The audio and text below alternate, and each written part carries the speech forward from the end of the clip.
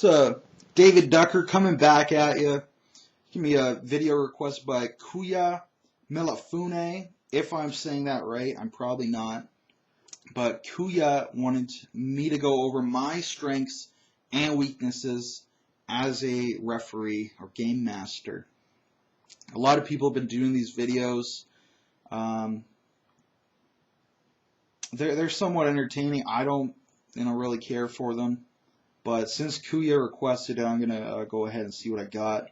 Now, it is very important to do assessments of yourself and your strengths and weaknesses, and then follow up and try to destroy those weaknesses and, work on them.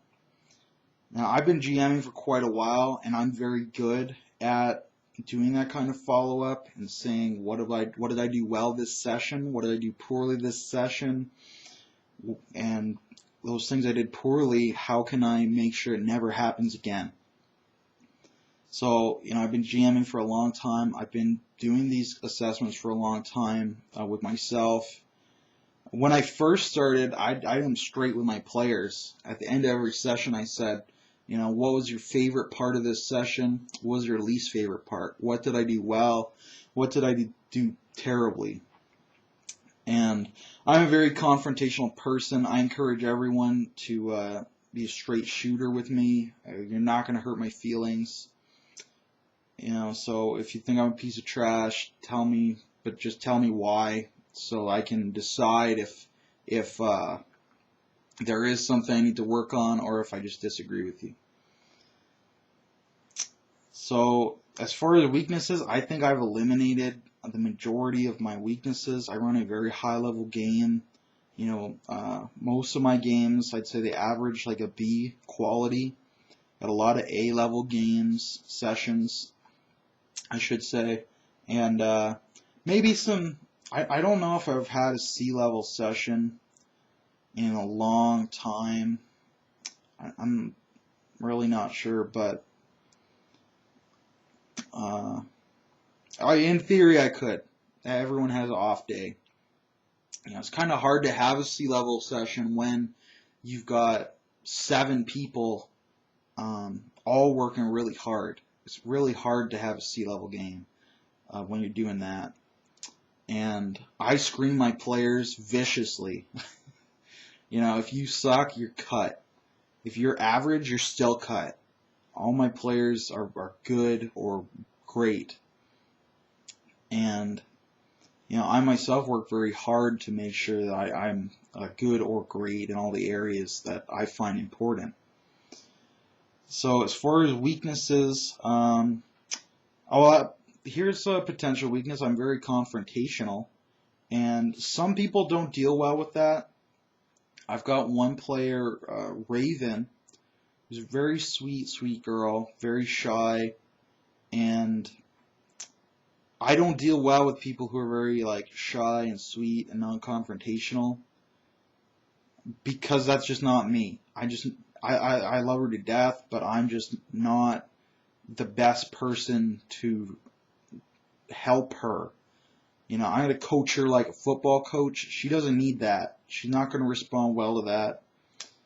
She needs someone more nurturing and caring than I am. Not that I don't care. It's just the way I conduct myself is not optimal for everyone. So that can be a weakness.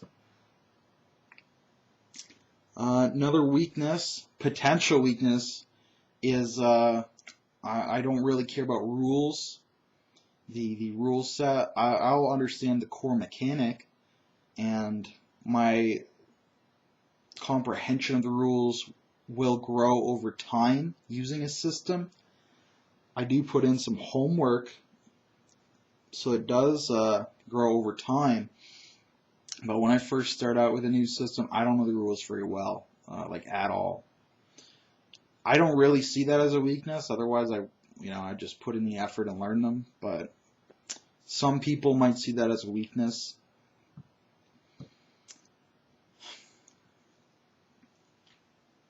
I don't know. I'm not seeing a whole lot other that I don't do very well, at least to an average degree. So, I can move on to strengths. I'm very good at finding new players. I'm very good at screening the players so that my group consists of, the MVPs of the local scene. I'm very good at not burning bridges when I cut people and making sure that they are introduced to everyone else.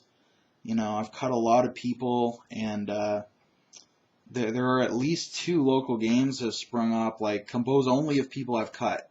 I introduced them all to each other, and I cut them all because they weren't where I wanted them, or they weren't the style I wanted. I'm not saying they're bad players. It's just not the kind of game I want. I don't want dungeon crawl, hack and slash, but if they do, and I was happy to introduce them all to each other. And now they run dungeon crawl, hack and slash games. Aaron's running one, and so is Tyson, and that's great because they'll bring in more players. They'll help the local gaming community, and there's nothing wrong with bringing some of them into your game. Sometimes you're shy players, and some of these guys, most of them, they're better to have than an empty seat. Not all of them, but most of them. Also very good at, I tend to rank players in 4 areas: acting, storytelling, artistry, and writing. And I think I'm fairly high on all of those myself.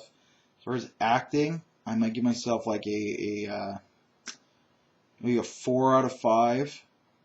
There are times when I'm less serious, but I can still engage, I often do, in very serious, heavy role-playing scenes.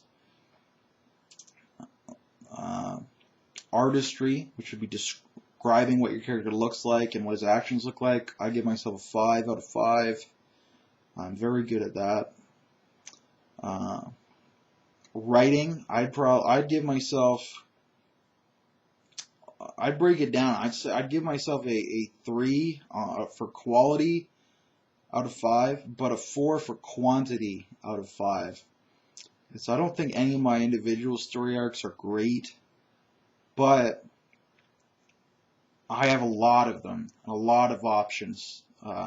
And when 2 story arcs bump into each other, each one might only be a 3, but the interaction between them turns it into one story, the story of the world, and it's easy to get some bonus points. So let's see, acting, writing, artistry, and storytelling. So that would be pushing the pace of the game. I'd probably give myself probably 4 or 5, maybe a 5, because as a GM, I really make sure that if there's ever a lull, if they're ever bored, you switch it right there. If they're tired of role playing, switch into combat, or you switch into a description, montage, whatever. If they're in combat and they get bored of that, you switch into role playing, parlay, or you switch into a chase scene perhaps. So always pushing the pace, moving the story forward.